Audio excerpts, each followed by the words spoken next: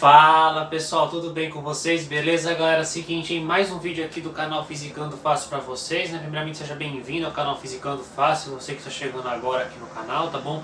Meu nome é Guilherme Polo, tá bom? Eu gravo videoaulas aqui no YouTube referente à parte de física voltado para o ensino médio e para a mecânica dos fluidos para o ensino superior, tá bom? O grande objetivo aqui do canal é te dar uma força nos seus estudos, que você consiga mandar bem nas principais provas, né? E ter um entendimento melhor sobre física, tá bom? Torço muito pro seu sucesso, beleza, galera? Bom, pessoal, o que está rolando hoje aqui no nosso vídeo, né, galera? Nós estamos gravando, né, aula de eletrodinâmica, tá? Nós estamos gravando a aula de número 13, né? Como você já acompanhou do nosso título na nossa aula de hoje, a gente vai falar sobre associação em paralelo e também vou te dar um exemplo lá no final do vídeo para você entender melhor na prática como que funciona isso, tá? Então fica até o final do vídeo para você não perder esse exemplo, tá bom, galera? Cara, é o seguinte, para quem chegou agora aqui no canal Fisicando Fácil, né? Essa aqui é um vídeo de associação em paralelo, como eu falei, certo? As aulas passadas, aula de número 12 e 11, né? Eu fiz um vídeo de teoria e exercício sobre associação em série, tá bom, galera? E depois do paralelo eu vou fazer também associação em mista, tá? Tudo separado para você, tudo dividido e organizado, tá? Com resolução de exercícios e aulas teóricas, tá? Para você conseguir ter um aproveitamento melhor nos seus estudos, tá bom, galera?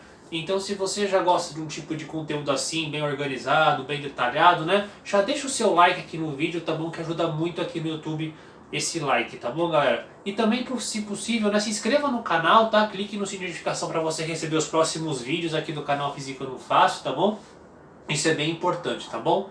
E também, se possível, né, compartilhe, espalhe esse vídeo para as pessoas que têm dificuldade em física, tá bom? Que ajuda também elas também, tá bom, galera?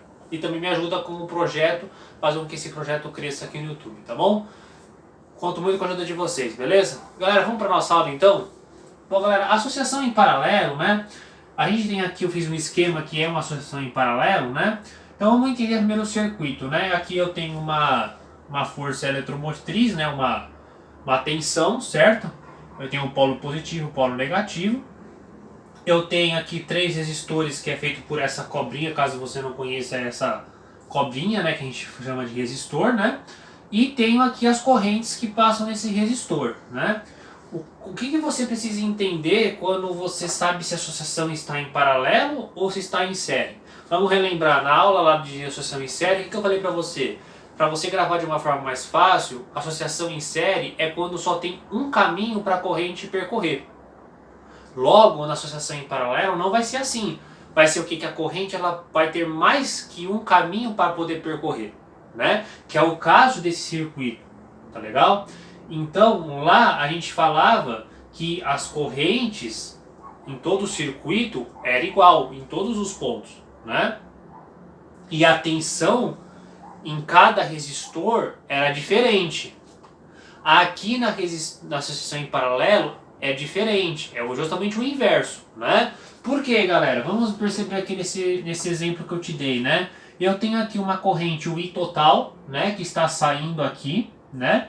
O que acontece? Ele vem aqui, ó, tá? Isso aqui, galera, toda essa representação são fios, tá? Só que se ele está aqui é como se ele tivesse dobrado, mas não significa muita coisa, tá? É só para você ter um entendimento, né? Então aqui sai o I total. Quando ele chega aqui, a gente chama isso aqui de nó, tá, galera? Mais pra frente, a gente vai ver sobre a lei de Kirchhoff, que fala sobre as malhas, né?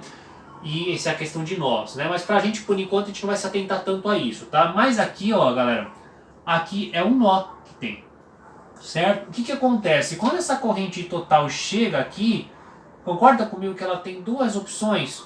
Ou ela vai pra cá, ou ela passa pra cá, para esse fio, certo? Por isso que é uma associação em paralelo, porque ela não tem só um caminho para percorrer. Então eu venho aqui com a corrente I1 e a corrente I2, certo? Aí veio essa corrente aqui I2, né? Ela chegou aqui, percorreu esse espaço, depois ela vai também se dividir aqui, né? E vai se dividir aqui também, né? Então, ou seja, galera, o que acontece, né? As correntes, Guilherme, mas elas vão se dividir, tá? Elas vão se dividir. Mas aí o aluno pergunta, mas ela vai se dividir em igual? Claro que não. Por quê? Depende, galera, da resistência. Logicamente, se o R3, o R2 e o R1 eles forem iguais, né? Aí é logicamente que e a tensão para todos eles são iguais na resistência em paralelo, pelaquela forma, lembra, galera, que a gente fez aqui no canal, pela primeira lei de Ohm, que eu falei que era uma fórmula que você tinha que decorar, colocar até num post-it na sua geladeira para você não esquecer, que o que era? Era U é igual a R vezes I, certo?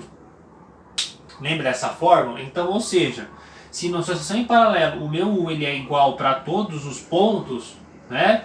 E o que muda é a corrente, mas para que ela se divide a corrente seja igual, logicamente, para que a corrente seja igual em todos os pontos, a resistência também tem que ser igual, né? Porque se eu tenho uma resistência que é maior, você concorda comigo que aqui, ó, isolando aqui, ficaria o que, né? Ficaria o I, né? É igual a U sobre R.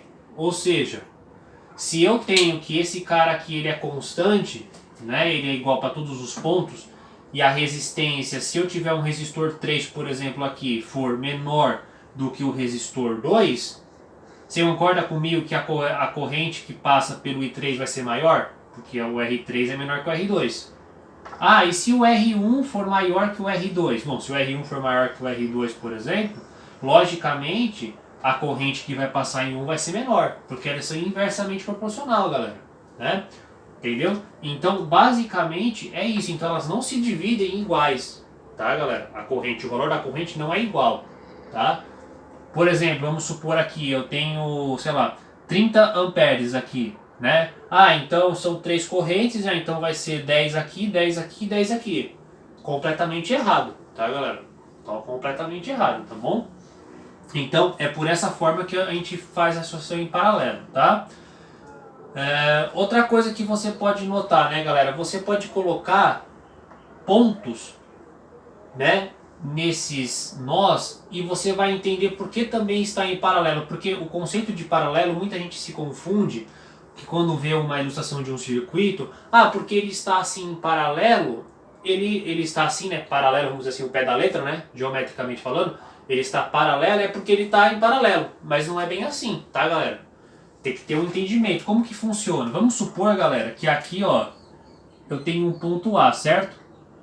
E aqui eu tenho um ponto B. Beleza?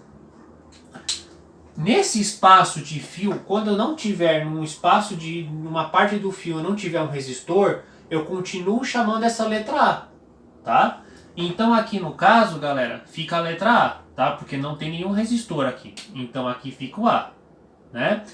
Aqui, galera, também fica o B. Por quê? Porque eu não tenho nenhum resistor, certo? E logo, como aqui tem um resistor, logicamente aqui não pode ser A, porque tem um resistor, então tem que ser B, né? E é B por quê? Porque aqui não tem nenhum resistor, então eu posso continuar chamando de B, né?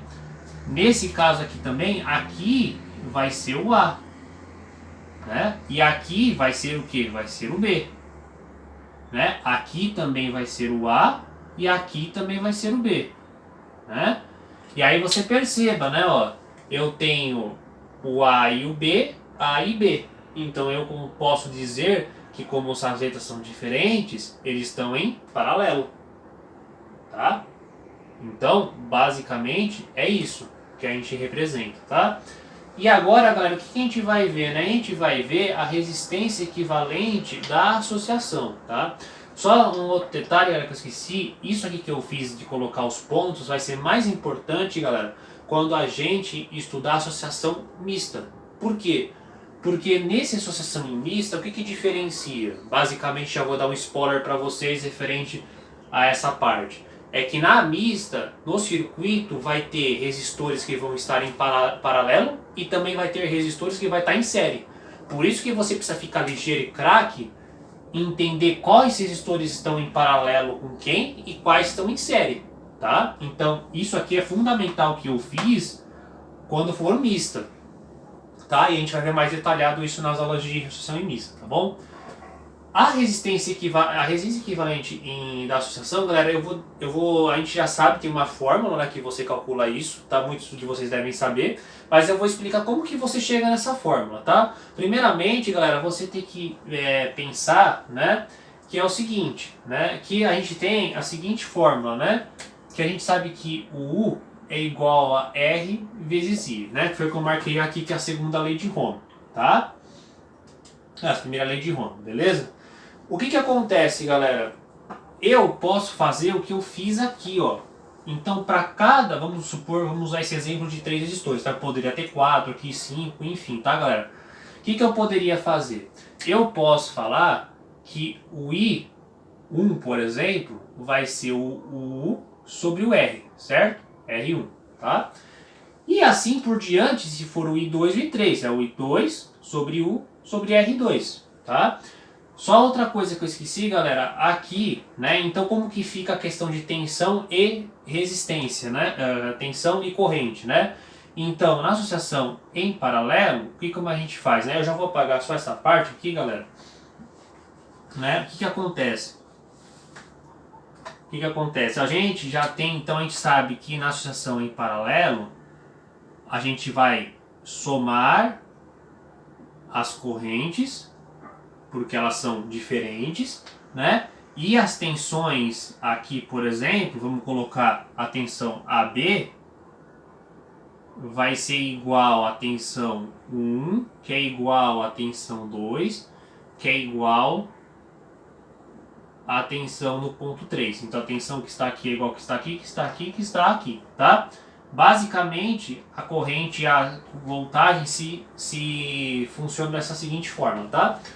Então, eu tenho isso aqui, certo? Então eu posso fazer que o U sobre R2 e o U sobre R3 e assim por diante, tá? Como que eu vou fazer?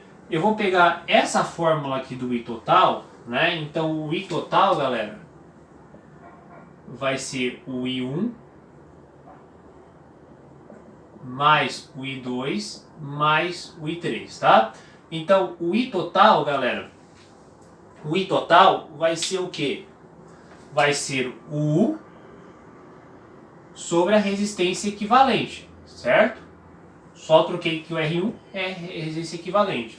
O I1 vai ser o quê? Vai ser o U sobre R1.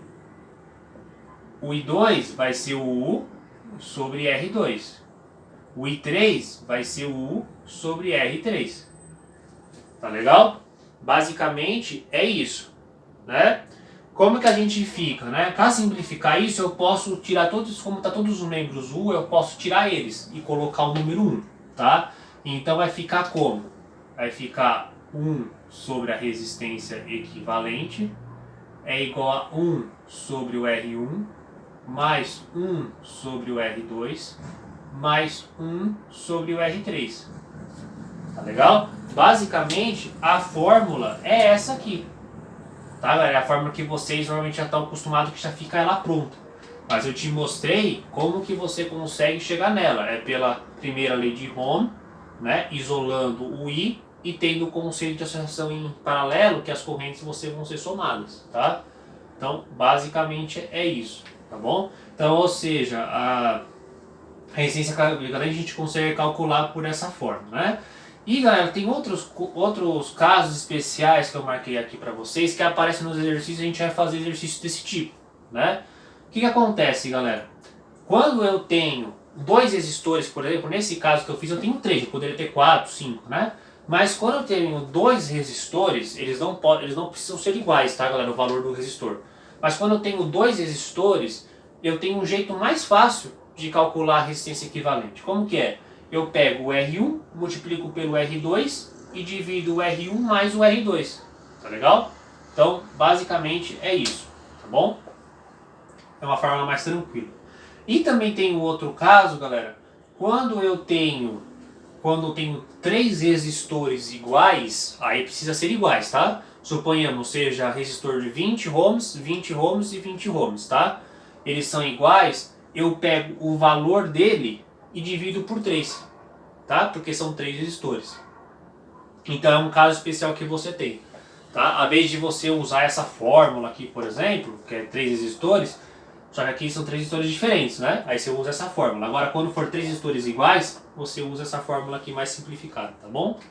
Beleza? Bom, pessoal, eu vou apagar aqui a lousa, depois eu vou voltar com o nosso exemplo na nossa aula para você já entender e pegar a familiarização da prática desses exercícios, tá bom? Então, quem quiser tirar o print, beleza, né, galera? Bom, pessoal, então eu vou apagar a lousa. Bom, pessoal, volta aqui para a lousa, né? Vamos fazer o nosso exemplo na nossa aula de hoje, tá? Bom, pessoal, aqui, né, a gente tem uma sucessão em paralelo de resistores, né?